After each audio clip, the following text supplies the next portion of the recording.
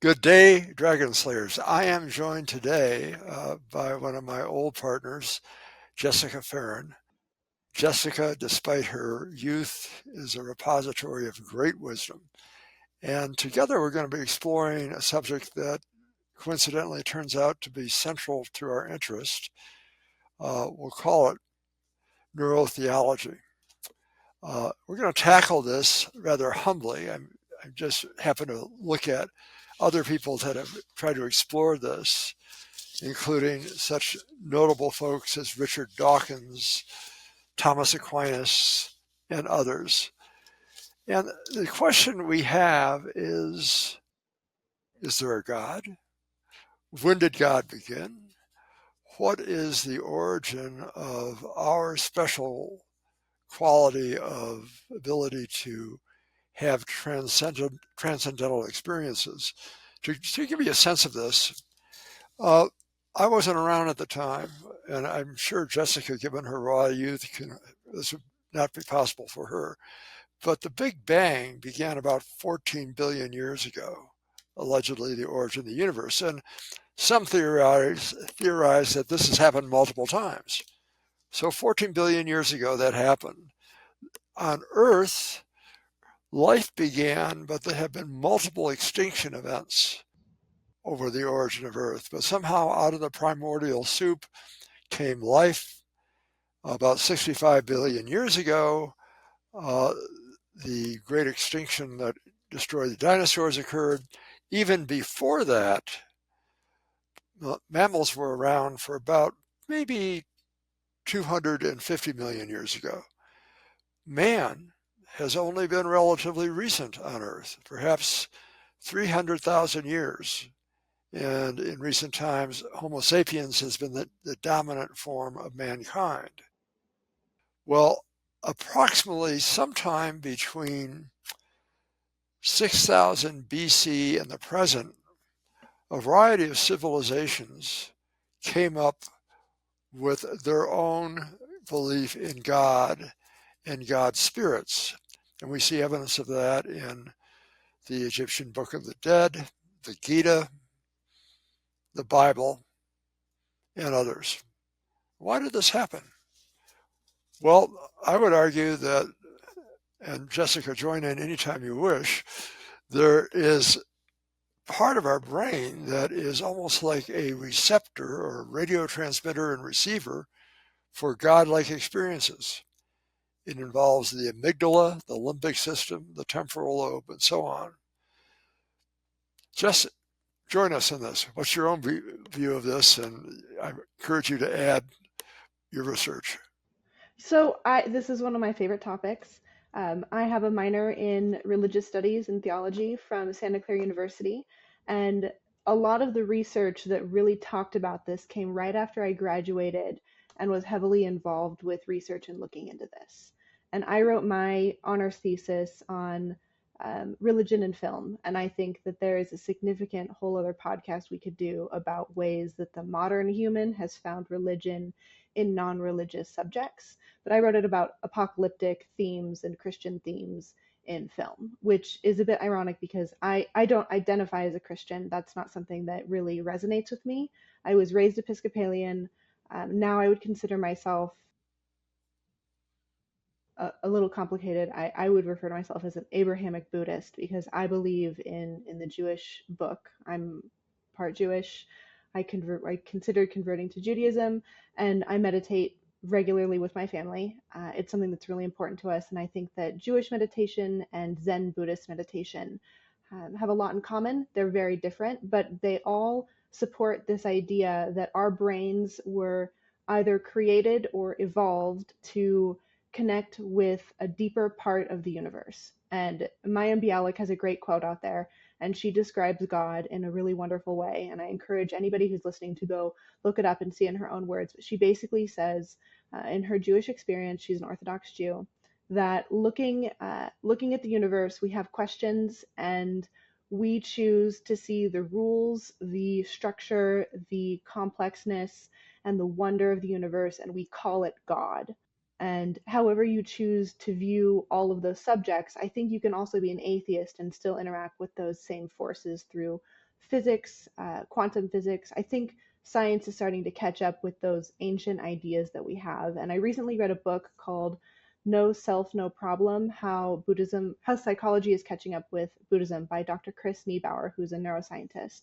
And I took his class, and it's a fabulous take on how our brains do actually need some form of religiosity, or at least some kind of connection with the universe. And I think we are living in a universe, in a world now where it's really challenging to connect with those parts of ourselves. And there's a ton of research that comes out and says, hey, we started to prove it, and we can prove that when we rely on the default mode network, we get further away from our religiosity, and it puts us in a state of fight or flight. It makes us panic. It makes us focus on ourselves more. And all of those ideas connect if you spend enough time researching it. And a lot of them actually quote the Tao Te Ching, which is the original Taoist script. And I would encourage anybody to find a good quote. And later I'll probably bring it up. But in some of my research, I went and refreshed some of the books that I've been reading. And one of them actually does quote that. Some would argue that we really don't have a choice other than to believe in God. The only other choice is despair. I know a lot about that. I lost my first husband to suicide. He was an angry atheist. He had a lot of religious trauma. And I have a theory that I developed well before him and I were even dating, that because I deal with lifelong depression, I have had very depressive episodes, especially when I am contemplating God, when I am having a war with my ability to make peace with him or her, or however you choose to phrase it or relate to that side of yourself. I think that people, and evidence is starting to support, that have that part of their brain maybe broken or disconnected from God are more likely to suffer depression or anxiety or any kind of psychological disorders. And there's a Dr. Jill Bolte Taylor. She wrote a book called My Stroke of Insight and has a TED Talk by the same name. She actually got into this subject. Um, that's a long story, but she got into it because her brother suffered from schizophrenia growing up. And she, in her book and her TED Talk, says, why can my dreams be made reality? And why can his dreams have an issue with reality? Why can his schizophrenia not help him relate to the world in a positive way, but her dreams do? And she thinks that that is actually a big part of relating to the world, finding nirvana, and how your brain interprets all of that. And I think it's the most fascinating subject. And I think that almost anybody with any kind of questions about the universe or mental health struggles can find some kind of answer if you look at that subject, either from the religious perspective or from the science perspective. And I think they're starting to marry each other in the research.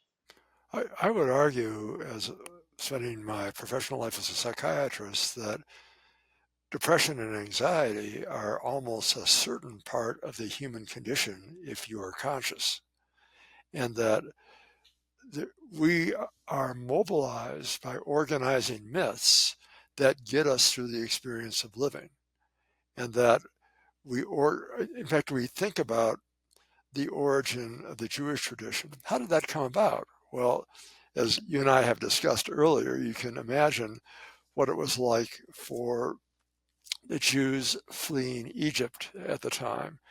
It's a pretty chaotic experience. They'd been exposed to one culture. They formed around the culture of monotheism, but they didn't have very much structure until the marketing geniuses decided, Moses, you need to ascend that mountain, have a conversation with the burning bush, and come down with something that would help our people organize themselves. And originally, my understanding is that they were looking at 100 principles, but that got too much for the human brain to embrace. So they got it down to 10 commandments. But, that has been kind of an anchor of civilization, of several civilizations, and it works. The other thing I think we need to look at is the inevitability of death. And what is the meaning of life if we all die? Well, part of that has to do with the idea that we're not just human beings, but instead we're kind of like a coral reef. That is, we build a civilization that will survive us, and that itself is going to be immortal. But then there has to be a purpose in our own lives to add to that immortality in the world. And so, as a consequence, the spiritual human being looks at our responsibility for building a culture, building kindness, healing, raising children, and all the fundamental tasks that are essential to high civilizations. And it's no accident that high civilizations around the world all seem to have religious anchors. And I would argue, and I'm sure as would you, that what is happening in the age of despair right now is that we've lost our spiritual anchor. But ultimately, I think the civilization and the culture is going to have to come back to that. I agree. We were discussing this with my soon-to-be stepson. He has not been raised in religious tradition, and we were trying to explain to him when, the pilgrims came over to the United States, before it was the United States, how did they all spend time together? How did they have community? And he is obsessed with YouTube. So we frequently have to argue, or at least play the devil's advocate of, well, what if there was no YouTube? What if there was no social media? And I love to tell him the story. In religious communities of all kinds, one day a week, or maybe multiple times per day, you all congregate in something like a church. You all show up and you share community and you share stories and you discuss some of these topics. But we don't do that anymore as a society. It's no longer mandatory to go to church. There's no rules against it, and there's also no cultural stigma. If you say, "Oh, that's not for me," people are understanding and they say, "Oh, that's okay." But we haven't replaced it with anything that helps us still get those needs. We don't necessarily have religious coffee shops that are dedicated to philosophy, which like what they did in France at certain parts of history when they pulled away from religion. Everybody who has ever struggled religiously, history wise, has come up with some other way to have these discussions and to have meaning and to have a routine that centers around this part of our essential brain where you deal with something other than yourself. And we don't necessarily have that anymore. And I love the book Film as Religion because it does talk about how maybe we used to have movie theaters and we used to go and have a ritual. We turn our phones off, the lights come down, we're quiet for 2 hours, some of us, and we watch a movie together and then we talk about how it made us feel and what it made us think. And sometimes they're heroic stories that, if you ascribe to Joseph Campbell's thinking, are all the same journey over and over and over again. We don't have that anymore. And I think that we do. I think we need it. I think that that's essential. Oh, so this takes us various ways. What does the golden calf episode in the Bible inform us about what's happening to us in contemporary times? Oh, I'm not sure that I want to answer that without more prep, but I actually think that we now have the golden calf in our pocket. Well, very, very quickly, we have a variety of false gods. We got false gods all over the place. Yes, all over. We have false gods. We if you're a 10-year-old boy, your god is whatever YouTube personality you think is the most interesting that week. And if you never grow up past 10 years old, which unfortunately some people don't, your false god can be figures that are horrible. And I don't want to get into it, but there are um, whole cults of toxic masculinity out there, where there are these men who have put themselves out there as these perfect beings who have figured it all out, and they teach men these horrible concepts. We have social media influencers where people watch and follow them, and they see their content, they get an alert, they pop it up. Um, I think we have false gods everywhere, and I think if we could take the metaphorical meaning from the golden calf and apply it and look around the world with that kind of a lens, I think we'd be horrified at the number of uh, false gods that we're following that maybe we shouldn't be. And sometimes it's sneaky. We don't think that they're a god. We don't call them a god. We as a culture have agreed there's God and then there's things that aren't God. But now we're treating these other things that aren't God with the same respect and the same dedication that we used to teach our children how to treat God. When you go to temple, you go to whatever your religious tradition is, or even if it's the movie theater, even if you're a cinephile, then maybe you find some kind of religious meaning in your routine. But now we have chaos where your phone alerts you or billboards show you all of these things that you should be putting your effort and your attention into. And I don't think that they're actually good for us. I read it. I'm going to segue this because I was going to bring it up. Read the book The Anxious Generation, and it's by Jonathan Haidt, who is a prominent social psychologist, and he writes basically how social media is I don't want to be dramatic, but it's kind of destroying our children's lives and our young people. And I grew up, everybody around me had Facebook, and I wasn't allowed to have social media. And I'm really grateful for it now, but at the time it just made me feel weird. He writes about the social impact and the psychological impact of putting all of your effort into a little phone and waiting for that ding or looking for the next hit of dopamine from something that is essentially a selfish device. It is about what do we look like on the outside, how are we perceived on the outside, and how do we perceive others on the outside. It's not a meaningful, deep conversation that we're having on all of our technological devices. So I'm going to ask a question of you, Dr. Tom, that I was excited to think about.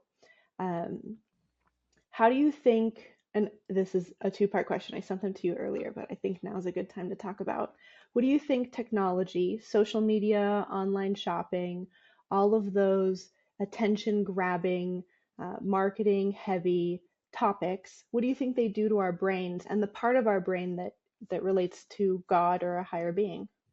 That, I would say, like any other tool, whether it be a hammer or a saw or a spear or a knife, it depends how you use it. So my own sense of this is there is a purity in our vision of God that we aspire to measure up to. And we measure our life in terms of how we are proceeding along the path toward that pure goal. And I would argue that we only have two choices. We either work, proceed toward that heroic path, or we give up in various ways.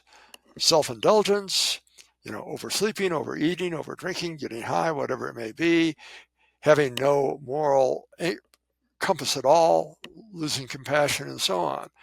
And I am persuaded that the emergence of God or gods is a reciprocal consequence of the interaction of the best of man and woman.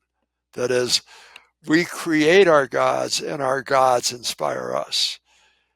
And in turn, we move toward that ideal. And I think the organizing myth of God is one that ought to generate love, health, peace, positive evolution, and so on. I think it's when we get distracted by the destructive elements, we're not on that path. So we have to ask ourselves, what is the path? Does it feel clean? Does it feel good? Does it resonate with our fellow human beings? And I would say one criteria is not only is it helping ourselves, but is it helping others? Do we have a sense that we are building our culture, that we're advancing our culture, that we're advancing health, and so on? And so any spiritual path that has, I think, relevance ought to be one that builds love. And if there is out there offshoots of religion that don't do that, that say we must kill, we must destroy, we should hold that with a great deal of suspicion. So that's my view. I think the other issue that I wonder about is how do we put together all these experiences? And I think we've talked about this earlier about Ian Stevenson and his work on reincarnation and other experiences where people will report these experiences that reflect an afterlife or reflect something beyond the material man as we are right now. And I believe that is there because it is real. And I think the reality of it is what generates our capacity to sacrifice ourselves in behalf of a higher goal. the goodness of mankind. We'll sacrifice ourselves for our children. We will work in behalf of our culture and so on. When you look at Gothic cathedrals, or you look at the Sistine Chapel, uh, those of you who are not aware of this, Michelangelo did a mural lying on his back. Bad. Da Vinci. My bad. Da Vinci did a mural lying on his back depicting the origin of man. If you go into the Sistine Chapel, you will see that. No, that's Michelangelo. You were right. Yeah, you were right. Was it? Yeah, it's Michelangelo. Okay, right. Okay, forgive me. Right. Got it. Thank you for checking that.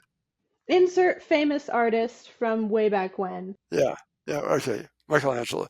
And in there, in the Sistine Chapel, you see God reaching down to Adam and giving him the spark of life and the spark of, if you will, divinity and potential. It's there. Now, how does all of that come about? It comes about because Michelangelo was inspired by that vision, just like great composers were inspired by visions to create works like the Messiah, Mozart's Requiem, and so on. These are experiences that resonate with the spiritual element in man. So, you said you did something on film. Tell me about that. Oh, I did. I did. I wrote a thesis and it was supposed to be around 30 pages and I wrote 70. So clearly I really enjoyed it. I wrote a graduating thesis so I could graduate from the university honors program. And I graduated with a degree in accounting and I said, can I do anything else? Can I do it on one of my minors? And I worked with a wonderful professor who was a professor of Jewish theology out of Stanford. And he was my favorite professor that I worked with. One of them, I guess I should say. He was one of them. And he guided me through writing a thesis on themes in film. And I had already seen that there were a number of books published at the time. I graduated in 2015, already about Jedi and Buddhism in Star Wars, and I thought, well, I don't want to go there. That's already, people actually do file as Jedi. That's the religion they ascribe to, and I think that it is a version of Buddhism that we have pulled from film and made our own in some ways. And I respect that, to each their own, but I didn't want to write about it. So I started looking and he encouraged me to find something that I could write a little bit of history about and some background and then do actual film analysis on what happened in the films and what aspects of them were the same story over and over again. And my thesis ended up being more or less a discussion of how zombie movies and apocalyptic films were a retelling of the Christ story, the story of a figure who comes to save us and we're better off for it at the end, but they sacrifice themselves. And I analyzed it and I sort of ended up at the perspective that we need that hero, at least in our Western society. That's something we have all expected and been trained to look for in all scenarios. We always want someone to come and save us. But now, with science and how we treat science, we are now saying we're going to do it instead. And I think it's a humanist approach of we are going to be our own Christ like figure in a number of scenarios where we have these tools of science and we have the ability to go to space and we're going to blow up the asteroid ourselves. We're not going to wait for someone else to do it. We're going to go blow up that asteroid and save the planet with our rocket ships. Or we're going to cure the zombie apocalypse with a vaccine. We're going to do it in our own way and we're going to rise to the challenge of our own struggle. And I think To interrupt on that point, are we doing this alone, or are we doing this as the evolutionary inspiration of God? I think that that is for each person to decide. And I would ask, does it matter? If you don't believe in God, are you still able to have your own heroic perspective on how to solve your own problems? You can learn from the past and decide to reject the idea of talking to God. There's a quote by Rumi. What is it? I had it written down for this. Silence is the language of God. All else is a poor interpretation. If God is silent, but we have been listening for many, many years, for thousands of years, to messages that benefit us anyways, regardless of if God is still there, if God ever existed, doesn't matter if we do it ourselves or if we do it from his inspiration. There's a number of atheist scientists who have come up with wonderful, great, beneficial contributions to humanity, and they've saved millions. And they don't do it because they believe in God. They believe in humanity. And does it matter? But each of them have their own lodestar. They do. Yeah. Yeah, you have to have that. Whatever that your star that you're reaching for can be in the heavens, it can be God, it can be your afterlife, or it can be something that you come up with on your own. And I think our brain actually doesn't care what your motivation is. I think that there is significant neurological research that whatever your motivation is, as long as it's not selfish and gluttonous, you can still reach that same point of nirvana. I think you can still find that inspiration and go through that heroic transformation anyways. I wonder if we have to be so constrained by the definition of what God is that we ignore the elements of our heroic path, that we have a mission, we have a goal, we have some ideals. And whether or not that is reinforced with some supreme being is irrelevant as long as we're pursuing that path. I have definitely met and interacted with people who are religious. They go to their religious experience every Sunday, every day they think about it, they follow all the rules that they're given, and they still are not making the world a better place or their lives better. I think that that goes back to our discussion of people who believe in hate or force or murder with other people. They've lost sight of what it really means to be connected with your religion. Because if you look at all religions that benefit the world, and I don't want to argue too much on what that is. You and I agree, so I'm not that worried about it. But um, if you look, so many of the people that you would think, wow, that person's doing a lot of good, they don't necessarily follow the same religion, but their religion teaches love and light and helping others.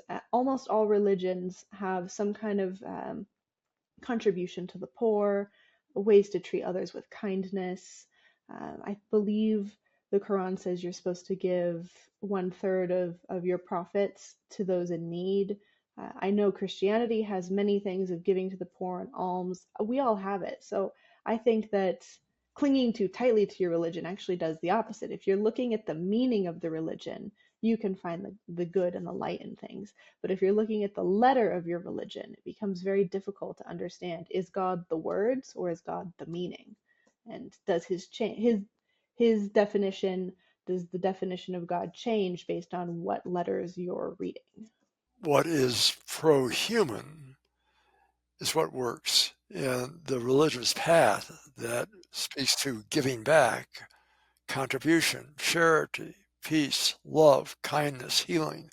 I mean, it's of interest that if you look at the New Testament, the miracles of Jesus were all in the direction of healing. Yes, I do love wine for a good rough Friday night. I'm really grateful I'm a little sarcastic there because I don't drink wine, but no, they all are. They're all of the stories of Christ, all of the stories that we ascribe meaning from with Jesus are things that helps the people around him. That's the whole story of Christ. That at the very end, he gave himself for humanity. That's the whole story. And if you look, that's all of the stories of our favorite thinkers, religious thinkers. They're all people who said, I'm going to make the world a better place. And we said, wow, I want to learn how to do that too. The Buddha, Rumi, all of them, all of the Jewish rabbis that people revere, they're all people who said, I'm going to dedicate my life to pro-human uh, ideas. I'm going to find out how to do it the best. And that's why we follow them. That's why we listen to their teaching. So the spiritual experiences that we read about in the Old and New Testament are very real. However, as we look at it from the cynical perspective of the 21st century, we say, oh no, that could not have happened. but it may have happened in a way that had great meaning for people.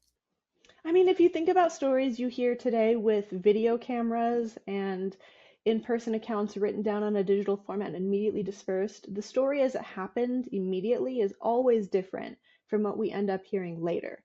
Can you imagine what it would be like with just oral storytelling? Because the Tanakh, the Jewish Bible, wasn't originally written down. It was an oral storytelling. It was brought about through communication and sharing those before it was written down, and I don't actually know how long. I'm not sure. I don't remember the year count, but it wasn't 10 years. It was a long time before we wrote those stories all down. And can you imagine playing telephone with all of your relatives for a couple hundred years and how that story would change? I mean, I love my mom, but when she tells a story, it's very different from how it happened. There's drama to help tell the emotion of the story. There's surprise to help you understand how it made her feel in the moment. If every single story got told that way with someone else's different emotional layering on it, of course that's not how it literally happened. When we wrote it down, we forgot, and someone else forgot, and the person who originally was there died. So I think Bible literalists are missing a lot of the point. Well, I think the great stories all will have special effects in a soundtrack uh, that may not have been in the original version. So we mythologize these stories, and but they have meaning, and I think we construct the myth as a way of immortalizing the story. Oh, absolutely. For example, if you asked me when I was 4 or 5 years old, is Batman real? I'd say, damn sure, you're right. So we have these heroes that motivate us, that mobilize us, even from the point that we're little kids. And it continues on to the present. Then we have to make a distinction. Are these heroes positive or negative models? So that's the critical issue. I had a professor in college who was a specialist in classics, Greek myth, Roman myth, Latin. That's what his whole area was. And he was working on a book when he was helping me with my thesis. He was an advisor to it. Um, and he said in his book he was going to try to write what would the world be like if instead of replacing the Greek pantheon with monotheism and with the Jewish and Christian God, what would the world look like now? And he said, I think it would be the same because the point of our gods and the point of the Greek gods was to tell stories and to mythologize them and look at them and decide, was that good or bad behavior? Was that something I want to learn from or something I want to emulate? And he said, humans are humans, and we put these ideas on the Greek gods and we push that out. And he didn't believe in the Greek gods, he studied them. But he said the world would not be different if we followed the Greco-Roman pantheon because humans are still humans and we would still be putting meaning and learning differently from them. We would still be saying, oh, Aphrodite who's cheating on her husband, that's still bad. That it's the same story. We would just learn it from a different perspective. And instead of wanting to be God, which I think now a lot of our religious texts ascribe us to be, we want to be as godlike as possible. That's a positive thing. If we had a different set of gods that maybe were not so beneficial, we wouldn't want to be godlike. We would just want to learn from the aspects of them that we should learn from. So if you were going back in the Bible and I asked you a question of what story most likely inspires us to conserve the resources around us? Oh, conserve the resources around us. Okay, I'll throw it out there. It's kind of a what am I thinking question. Yeah. It's Noah. It's Noah. We were just teaching the kid about this, about Noah. We just had this talk. Hey, dude. Yeah, yeah, yeah, yeah.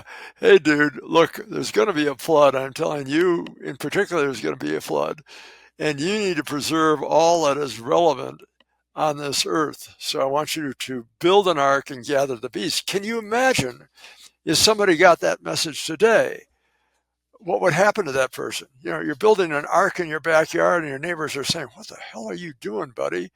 Uh, and I think we actually have a modern version of that myth. I think that, oh, her name is totally blanking from me, but many people are terrified by global warming, right? It is their whole purpose in life, and their fear makes them worry about others' behavior. And I do too. I understand, and the science was debated for a long time, but we do actually. There's the Swedish teenage girl, Greta. Yes, I know. Okay. Oh, yes.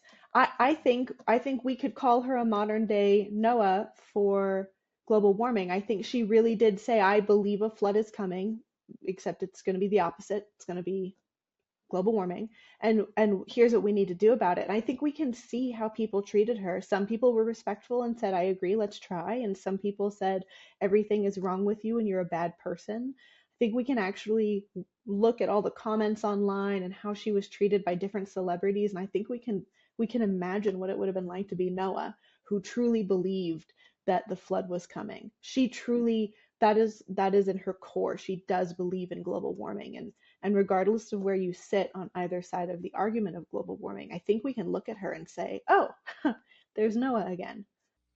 Well, I think there is a resonance with our Earth, which is incredibly special. I mean, if you look at going way back to the beginning of the discussion, the Big Bang, the uniqueness of Earth as a place where life can thrive, we have to take care of it. Jessica, as we have spoke earlier off camera, I would like this to be a continuing series if you could agree to participate. I could talk about this forever. Well, we may be talking about it next week uh, if you have time available. Uh, this is very special. Thank you so much. You have incredible wisdom, and I'm sure our audience can really appreciate you. And you're an emerging superstar, kid. So I look Thank you. I look forward to our dialogue next week. Be well, all. Thank you. Sure. Bye bye.